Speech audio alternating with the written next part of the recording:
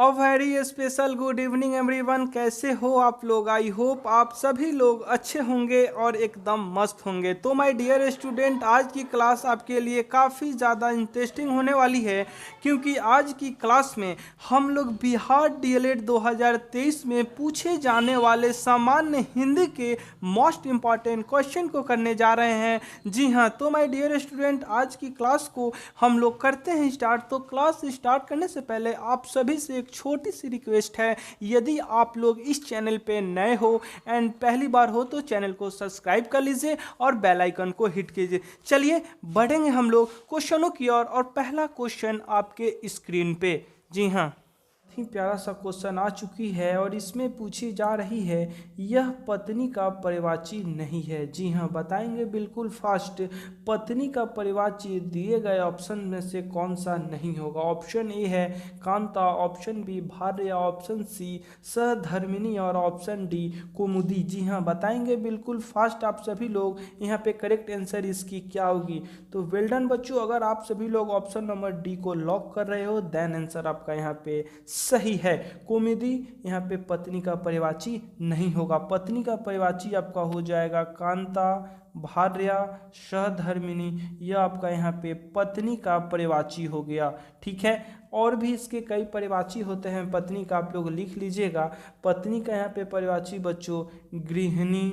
जी हाँ, यहाँ पे आप लोग लिख लीजिएगा, काफ़ी इम्पॉर्टेंट है। यहाँ पे गृहिणी, भार्या, वामा जैसे शब्द भी यहाँ पे पत्नी का परिवाची होते हैं। जी हाँ, तो आप लोग लिख लीजिए, काफ़ी इम्पॉर्टेंट है ये सभी पॉइंट और सभी ये क्वेश्चन। ठीक है, चलिए अब यहाँ पे बात आई बच्चों कुमुदी।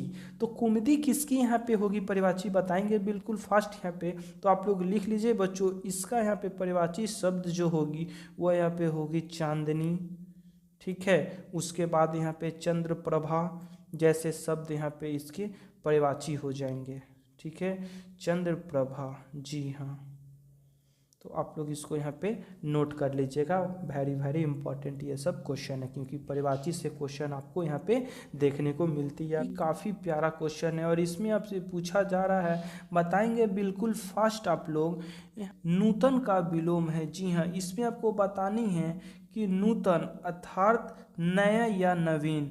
जी हाँ, तो नूतन हो गया या नया हो गया या नवीन हो गया, इनका यहाँ पे बतानी है विलोम शब्द। जी हाँ, ये तीनों का मतलब एक ही होता है। ठीक है, तो बताएंगे आप लोग बिल्कुल फास्ट बच्चों। ऑप्शन ए है पुरातन, ऑप्शन बी जटी, ऑप्शन सी भूत और ऑप्शन डी पतन। जी हाँ, बिल्कुल फास्ट बताएंगे आप लोग यहाँ पे करेक्ट आंसर इसकी क्या होगी। तो वेल डन बच्चों, option A is the correct answer. नूतन का विलोम क्या होगा बच्चों? पुरातन होगा। ठीक है, तो पुरातन का बच्चों आप लोग अर्थ जान लो, इसका अर्थ क्या होता है। तो जी हाँ, इसका पुरातन का अर्थ बच्चों यहाँ पे आप लोग लिख लीजिए, काफ़ी यहाँ पे इजी रहेगा आपके लिए।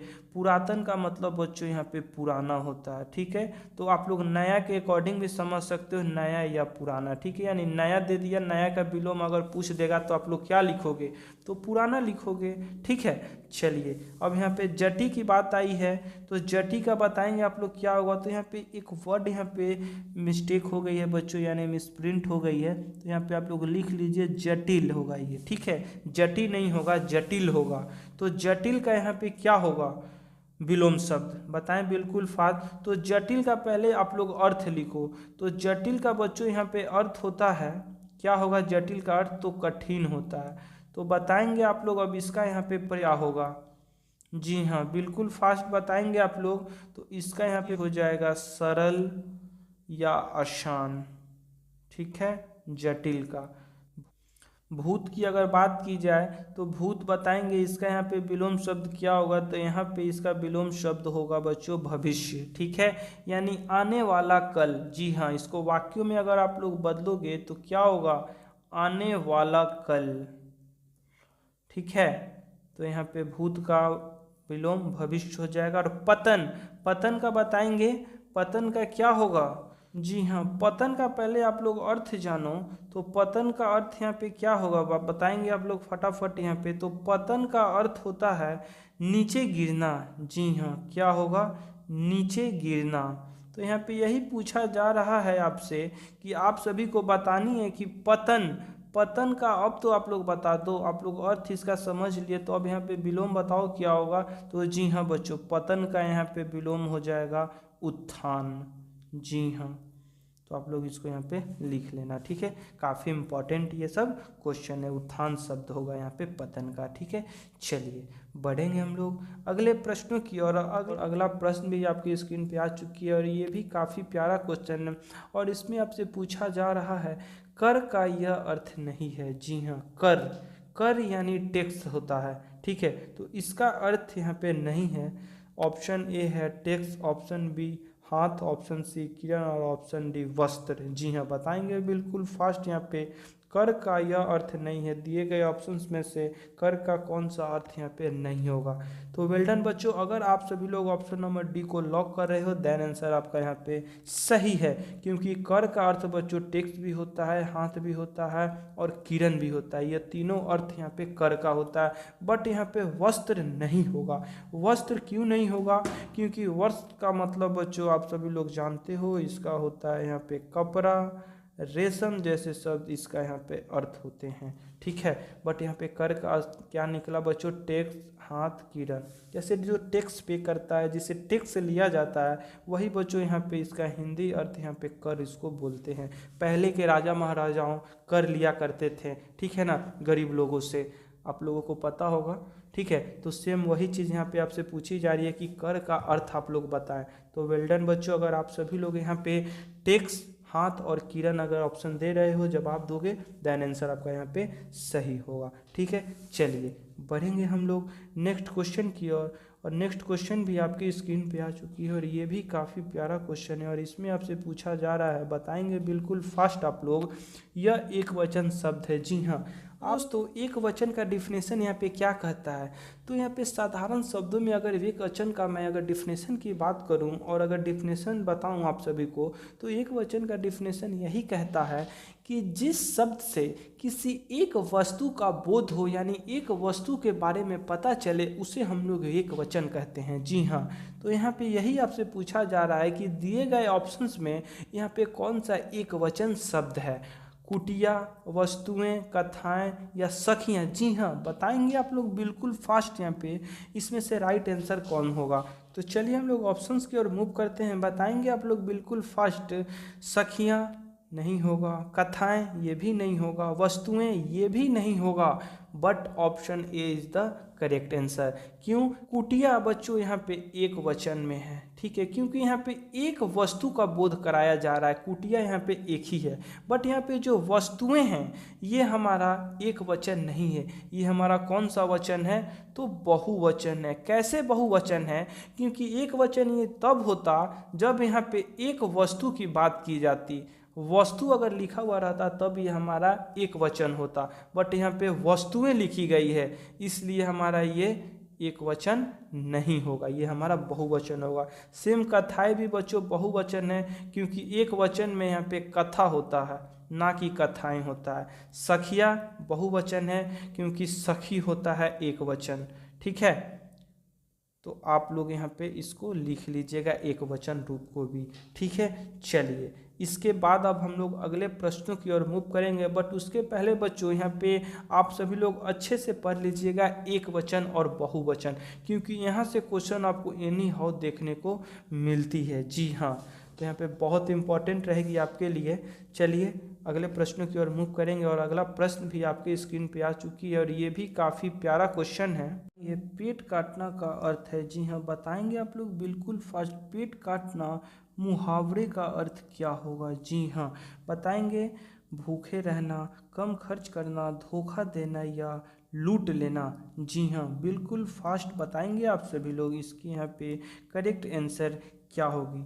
तो वेल डन बच्चों, option B is the correct answer. पेट काटना मुहावरे का अर्थ होगा कम खर्च करना या गुजारा करना। जी हाँ, ये भी आप लोग लिख लीजिएगा, कम खर्च करना या गुजारा करना, ठीक है। अगर इसको आप लोग वाक्यों में अगर बदलोगे तो इसका वाक्य क्या बनेगा? बताएंगे आप लोग बिल्कुल फास्ट।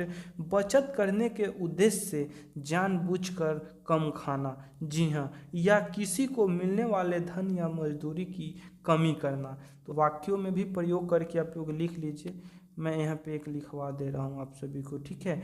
बचत करने के उद्देश्य से, जी हाँ आप लोग लिख लीजिएगा, काफ़ी इम्पोर्टेंट ये सब यहाँ पे प्रश्न रहेगी बच्चों आपके बिहार पीएमएम एग्ज़ाम से रिलेटेड, क्योंकि आपको इसी टाइप का क्वेश्चन आपके बिहार पैरामेडिकल में पूछे जाते हैं। जी हाँ, तो ये सब क्वेश्चन काफ़ी इम्पोर्टेंट रहने वाली है, तो आप लोग नोट करते हुए अगले प्रश्नों की ओर बच्चों मूव करेंगे, ठीक है। तो आप वाक्यों को यहाँ पे लिख लीजिएगा, बचत करने के उद्देश्य से जानबूझकर कम खाना, ठीक है ना, पेट काटना मुहावरे का यहाँ पे वाक्य भी हो जाएगा ये, ठीक है। चलिए बढ़ेंगे हम लोग नेक्स्ट क्वेश्चन की ओर, और नेक्स्ट क्वेश्चन भी आपके स्क्रीन पे आ चुकी है, और ये भी बहुत ही प्यारा क्वेश्चन है।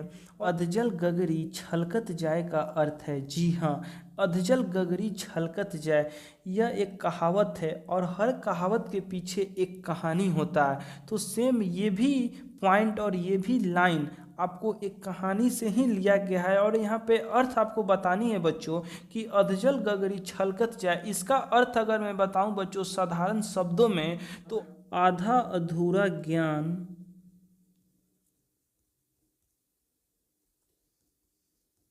बहुत डेंजरस होता है, जी हाँ, यानी बहुत खतरनाक होता है बच्चों, ठीक है।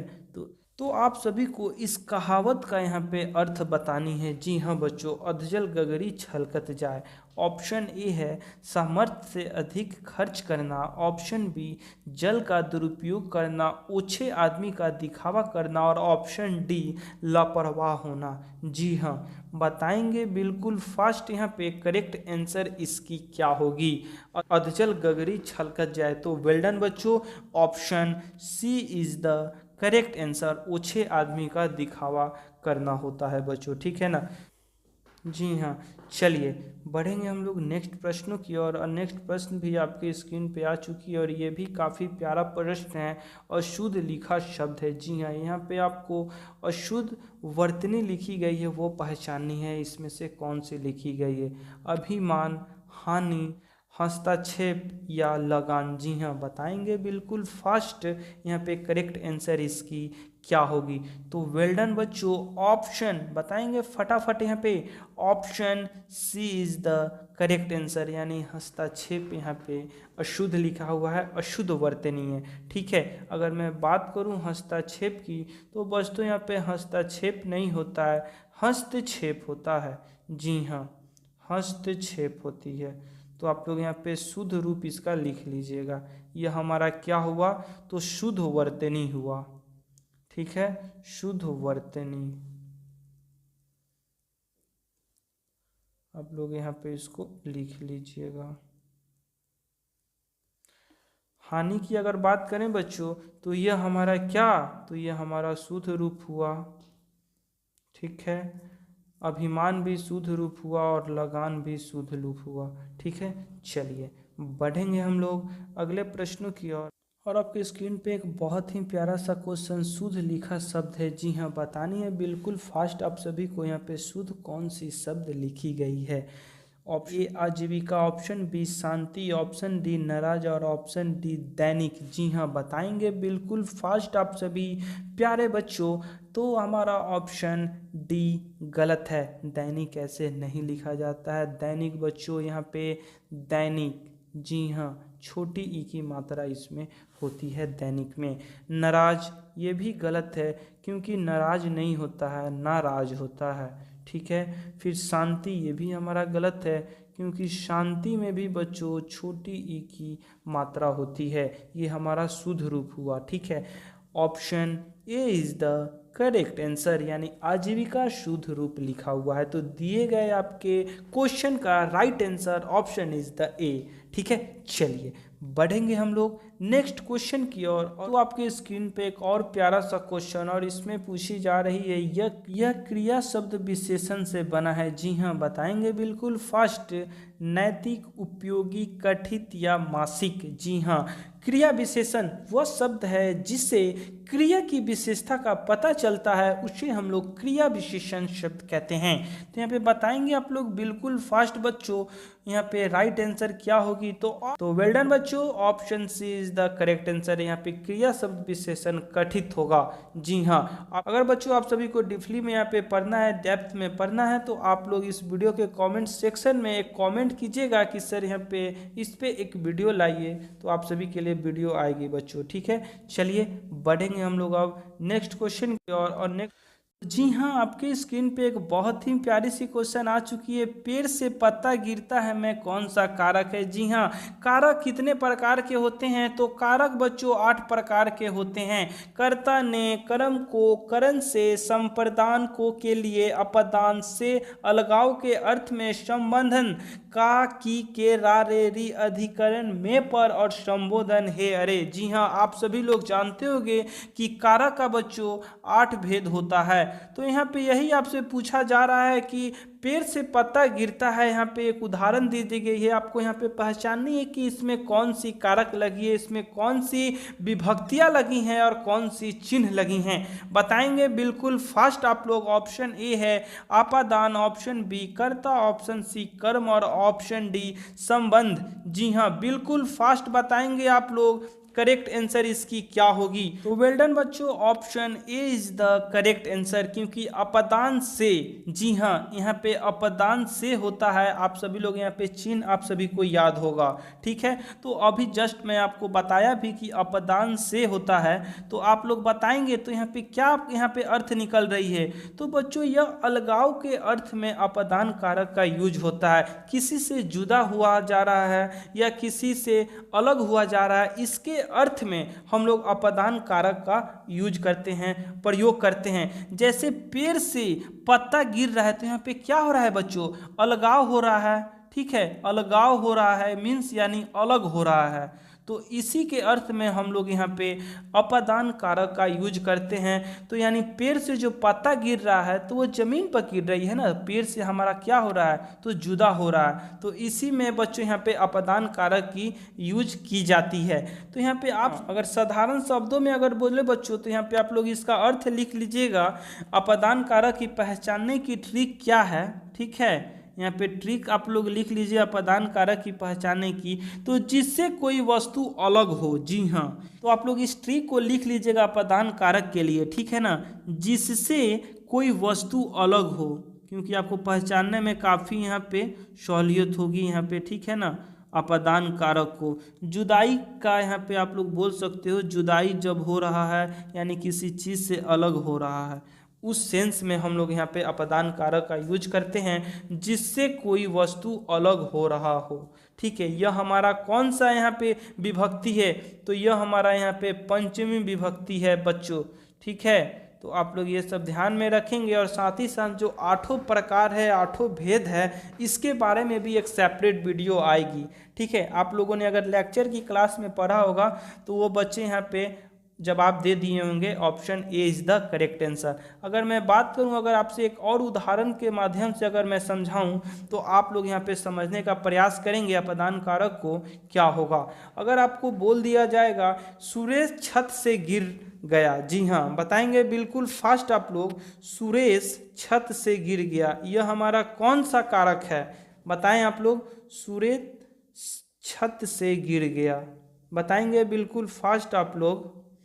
तो बच्चों यहाँ पे देखिए क्या हो रहा है, यहाँ पे अलग हुआ जा रहा है। जी हाँ, सुरेश जो है वह छत पर है और छत से वह गिर रहा है। जी हाँ, यानी छत से वह अलग हो रहा है, जुदा हो रहा है। तो इस सेंस में यह हमारा कौन सा कारक कहला जाएगा, तो यह हमारा अपदान कारक कहलाएगा बच्चों। जी हाँ, चलिए और भी जो भी यहाँ पे कारक के भेद हैं, कारक किसे कहते हैं, इसके बारे में सेपरेट वीडियो आएगी। बस आप लोग इस वीडियो के कमेंट सेक्शन में एक छोटी सी रिप्लाई दे दीजिएगा सभी बच्चे कि जी सर आप कारक पे एक वीडियो लाइए, तो ट्री के अकॉर्डिंग आपको बता दिया जाएगा हर एक भेद के बारे में, हर एक चीज़ों के बारे में। क्योंकि बच्चों कारक से आपके एग्जाम में क्वेश्चन देखने को मिलेंगे, 1 से 2 क्वेश्चन पूछ दिए जाते हैं। ठीक है, तो आप लोग इस बात को ध्यान में रखेंगे और कारक टॉपिक को अच्छे से आप सभी को पढ़नी है यहाँ पे। चलिए बढ़ेंगे हम लोग अगले प्रश्नों की ओर, और अगला प्रश्न भी आपके स्क्रीन पे आ चुकी है और ये भी काफ़ी प्यारा क्वेश्चन है। और इसमें आपसे पूछा क्या जा रहा है, आप लोग पहले देखेंगे फटाफट यहाँ पे। निम्नलिखित में से कौन दोहे लिखता है? जी हाँ, किनके द्वारा लिखा जाता है? कौन ऐसे राइटर हैं जिनके द्वारा दोहे लिखे जाते हैं? ऑप्शन ए है Bihari, option B Maithili Sharan Gupt, option C Jaishankar Prasad और ऑप्शन डी निराला जी। जी हाँ, बताएंगे यहाँ पे बिल्कुल फास्ट आप लोग। तो वेल डन बच्चों, option A is the correct answer. दोहे यहाँ पे बिहारी जी के द्वारा लिखा जाता था, लेकिन यहाँ पे जो शंकर प्रसाद जी हो गए और निराला जी हो गए, ये बहुत ही जाने माने और बहुत ही फेमस ये राइटर थे, बट इनके द्वारा यहाँ पे दोहा नहीं लिखा जाता था। जी हाँ, तो यहाँ पे आप लोग ध्यान में रखेंगे कि इन लोगों के द्वारा दोहा नहीं लिखी जाती थी, बट जो भी बिहारी जी थे उनके द्वारा दोहा लिखा जाता था। ठीक है, चलिए बढ़ेंगे हम लोग अब नेक्स्ट क्वेश्चन की ओर। नेक्स्ट क्वेश्चन भी आपके स्क्रीन पे आ चुकी है। तो जी हाँ, आपकी स्क्रीन पे एक बहुत ही प्यारा सा क्वेश्चन आ चुकी है। निम्नलिखित में से कौन सूफी कवि माना जाता था? जी हाँ, बताएंगे बिल्कुल फास्ट। काफ़ी वीवीआई क्वेश्चन बच्चों कल एग्जाम के लिए, क्योंकि ये रिपीटेड क्वेश्चन है, तो आपको बतानी है सूफी कवि किसको माना जाता था, कौन राइटर थे? नानक जी को, कबीर जी को, जायसी जी को या पंत जी को? जी हाँ, बिल्कुल फास्ट आप लोग बताएंगे। काफ़ी प्यारा क्वेश्चन है। जी हाँ, बताएंगे फटाफट आप सभी प्यारे बच्चों, इसकी यहाँ पे करेक्ट आंसर क्या होगी? तो वेल डन बच्चों, option C is the correct answer. यहाँ पे मोहम्मद जायसी जी को, इनका फुल नेम क्या है? मोहम्मद जायसी। आप लोग लिख लीजिएगा, इन्हीं को सूफी कवि के नाम से जाना जाता था। तो यहाँ पे काफ़ी इम्पॉर्टेंट ये सब क्वेश्चन रहा आपके बिहार पैरामेडिकल एग्ज़ाम के लिए। जी हाँ, तो ये सब आप लोग नोट कर लीजिएगा, काफ़ी इम्पॉर्टेंट है। चलिए बढ़ेंगे हम लोग अब नेक्स्ट क्वेश्चन की ओर, और अगला क्वेश्चन भी आपके स्क्रीन पे आ चुकी है और इसमें आपसे पूछी क्या जा रही है, बताएंगे आप लोग। कुरुक्षेत्र किनकी कृति है? जी हाँ, यानी कुरुक्षेत्र जो है वह किनके द्वारा लिखा गया था? कौन ऐसे राइटर हैं जो कि कुरुक्षेत्र को लिखे थे? बच्चन जी, दिनकर जी, नेपाली जी या नागा अर्जुन जी? जी हाँ, बताएंगे बिल्कुल फास्ट आप सभी लोग। तो वेल डन बच्चों, option B is the correct answer. राष्ट्रकवि रामधारी सिंह दिनकर जी के द्वारा कुरुक्षेत्र की महाकाव्य की रचना की गई थी। जी हाँ, तो ये काफ़ी इंपॉर्टेंट क्वेश्चन यहाँ पे रामधारी सिंह दिनकर। अगर आपसे पूछ दिया जाएगा कि राष्ट्रकवि के नाम से किस कवि को जाना जाता है, तो बताएं इसका यहाँ पे करेक्ट आंसर क्या होगी? तो जी हाँ, यहाँ पे राष्ट्रकवि के नाम से बच्चों रामधारी सिंह दिनकर जी को जाना जाता है। ठीक है, रामधारी सिंह दिनकर। तो आप लोग याद रखेंगे, ये भी प्रश्न आपके एग्जाम में पूछ दिया जा सकता है कि राष्ट्रकवि के तौर पे किस कवि को जाना जाता है, तो वो हमारा कौन होंगे? तो रामधारी सिंह दिनकर जी। ठीक है, और इनके द्वारा ही यहाँ पे कुरुक्षेत्र महाकाव्य की रचना की गई थी, तो आप लोग ध्यान में रखेंगे। चलिए बढ़ेंगे अगले प्रश्नों की ओर। निम्नलिखित में से कौन सी व्यक्तिवाचक संज्ञा है? जी हाँ, यहाँ पे व्यक्तिवाचक की बात की जा रही है। तो जी हाँ, तो अगर आपसे पूछ दिया जाएगा कि संज्ञा कितने प्रकार के होते हैं? जी हाँ, संज्ञा का कितने भेद हैं? तो बच्चों संज्ञा का यहाँ पे 5 भेद होते हैं। ठीक है, पहला हो गया आपका व्यक्तिवाचक संज्ञा, दूसरा हो गया जातिवाचक, तीसरा भाववाचक, चौथा द्रव्यवाचक और पांचवा एंड लास्टवा हमारा हो गया समूहवाचक संज्ञा। जी हाँ, तो इसी भेद में से एक भेद है व्यक्तिवाचक संज्ञा का। तो वहाँ पे क्वेश्चन वही दिया गया है कि दिए गए ऑप्शन में व्यक्तिवाचक संज्ञा कौन सी है? पार्थ, दैत्य, राध्य और कुरु। जी हाँ, बताएंगे बिल्कुल फास्ट यहाँ पे करेक्ट आंसर क्या होगी? तो दोस्तों यहाँ पे क्रू भी नहीं होगा, राधे भी नहीं होगा, दैत्य भी नहीं होगा। वेल डन बच्चों, option A is the correct answer Parth होगा, अर्थात यहाँ पे राजा या अर्जुन, इसका अर्थ यहाँ पे हुआ बच्चों। ठीक है, तो यहाँ पे यही व्यक्तिवाचक संज्ञा आपका क्या कहलाया, तो पार्थ कहलाया। ठीक है, चलिए बढ़ेंगे हम लोग अगले प्रश्नों की ओर। अगला प्रश्न भी आपके स्क्रीन पे आ चुकी है और ये भी काफ़ी प्यारा क्वेश्चन है और इसमें पूछी जा रही है प्रतिदिन किस समास का उदाहरण है। बताएंगे बिल्कुल फास्ट आप लोग। अव्ययी भाव, तत्पुरुष, बहुब्रीहि और द्वंद्व। जी हाँ, बिल्कुल फास्ट आप सभी लोग बताएंगे प्रतिदिन में कौन सा समास लगा हुआ है और किस समास का ये उदाहरण है। पे द्वंद्व भी नहीं होगा, क्यों नहीं होगा? समाज का वह रूप जिसमें प्रथम और द्वितीय दोनों पद प्रधान होते हैं उसे द्वंद्व समाज कहते हैं। जी हाँ, तो जी हाँ, जैसे आज और कल। ठीक है, तो इसका यहाँ पे ये उदाहरण हो जाएगा। ठीक है बच्चों, द्वंद्व समाज की, तो ये हमारा नहीं होगा। ठीक है, बहुब्रीहि होगा, ये भी नहीं होगा। क्यों नहीं होगा बच्चों? क्योंकि बहुब्रीहि क्या कहता है, इसकी परिभाषा क्या कहती है, बताएंगे आप लोग बिल्कुल फास्ट यहाँ पे। अगर आप सभी लोग अच्छे से समाज को पढ़ा होगा तो आप लोग यहाँ पे बहुब्रीहि क्या कहती है, इसकी परिभाषा क्या कहती है, आप सभी को पता होगी, तो बताएं आप लोग।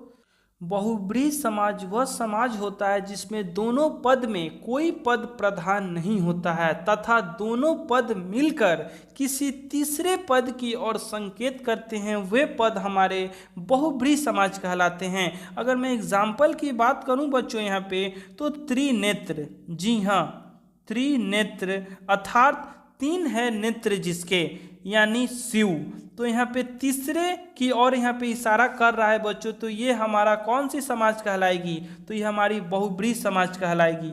ठीक है, तो क्या ये भी हमारा होगा? जी नहीं, ये भी नहीं होगा, क्योंकि यहाँ पे बात किया जा रहा है प्रतिदिन। जी हाँ, प्रतिदिन कौन सी समास है, तो आप लोग बताएंगे। आप लोग पहले ये लिख लो बच्चों, त्रिनेत्र, तीन है नेत्र जिनके, कौन है? तो भगवान शिव, भगवान भोले दानी, आज उनका दिन भी है। ठीक है, आप लोग जानते होंगे शिव जी। ठीक है, तो आप लोग यहाँ पे इसको लिख लीजिएगा।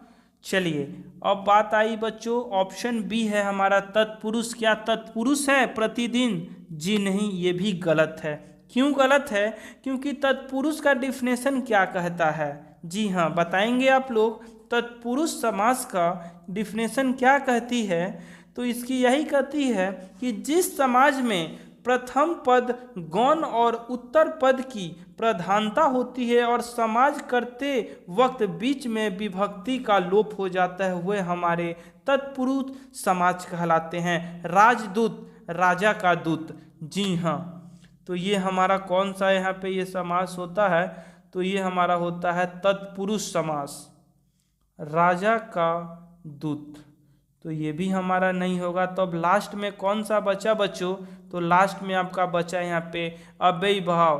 तो अगर आप सभी लोग ऑप्शन नंबर ए को सेलेक्ट कर रहे हो तो वेल डन बच्चों, option A is the correct answer, यानी प्रतिदिन में अव्ययी भाव समास लगा हुआ है। कैसे लगा हुआ है? जिसका पहला पद, जी हाँ, जिसका ये पहला जो पद है वह अव्यय हो और दूसरा पद संज्ञा हो तथा समझ पद अव्ययी हो, वहाँ अव्ययी भाव समास लगता है, होता है। ठीक है, अगर मैं बात करूं दूसरे एग्जाम्पल की, तो यथाशक्ति, बताएंगे आप लोग। यथाशक्ति ये हमारी कौन सी समास होगी, बताइए फटाफट यहाँ पे। तो जी हाँ, तो वेल डन बच्चों, यथाशक्ति यानी शक्ति के अनुसार, ये हमारा यहाँ पे हो जाएगी अव्ययी भाव समास। ठीक है, तो आप लोग लिख लीजिएगा अनुसार। तो आप लोग एग्जाम्पल के अकॉर्डिंग बच्चों समझ लिए कि हमारा अव्ययी भाव समास कौन होगा। ठीक है, अगर आप लोगों ने पढ़ा होगा समास तो यहाँ पे डायरेक्ट आप सभी ने यहाँ पे ऑप्शन को सेलेक्ट कर लिया होगा, यानी करेक्ट जवाब दे दिया होगा। Option A is the right answer. जी हाँ, तो आज की सेशन बच्चों हम लोग यहीं पे एंड करते हैं, बट उसके पहले आप सभी के लिए एक बहुत ही प्यारा सा क्वेश्चन, और आप सभी को बतानी है यहाँ पे प्राणवायु में कौन सी समास लगी हुई है और किस समास की उदाहरण है। जी हाँ, प्राणवायु में कौन सी समास है, और इस प्यारे से क्वेश्चन का जवाब बच्चों आप सभी को इस वीडियो के कमेंट सेक्शन में देनी है। मैं देखना चाहूँगा कितने स्टूडेंट इसकी करेक्ट आंसर दे पा रहे हैं या नहीं दे पा रहे हैं। ठीक है, तो इससे पता चलेगी कि आप लोग कितने अच्छे से पढ़ाई कर रहे हो या नहीं कर रहे हो। ठीक है, तो आप सब लोग देंगे प्राणवायु में कौन सी समास लगी हुई है। ठीक है, तो इस प्यारे से क्वेश्चन का जवाब आप सभी को बताना है। तो आज की सेशन हम लोग यहीं पे एंड करते हैं बच्चों। फिर मिलेंगे हम लोग ऐसे ही इम्पोर्टेंट क्वेश्चन के साथ एक नेक्स्ट सीरीज, एक नेक्स्ट वीडियो में। जब तक के लिए आप सभी प्यारे बच्चे स्वस्थ रहिए, मस्त रहिए। वेल डन बच्चों। Okay, bye bye and good night everyone.